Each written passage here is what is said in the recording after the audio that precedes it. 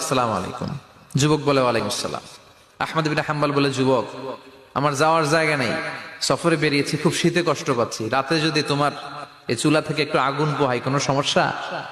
যুবক বলে, না না সমস্যা না, হালান ওয়া সাহালান, খোশ আমদেদ, আসেন আসেন, আপনি আগুন পোহাইলে আমার সমস্যা কি? সুবহানাল্লাহ পড়েন।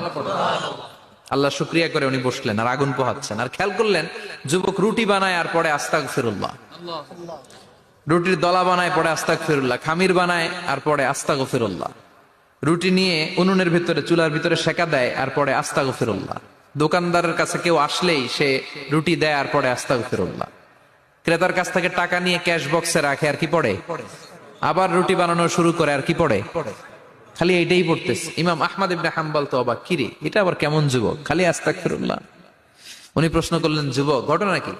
আসার পর থেকেই তোমার দেখতেছি তুমি রুটি বানাও, রুটি বিক্রি করো আর পড়ো আস্তাগফিরুল্লাহ।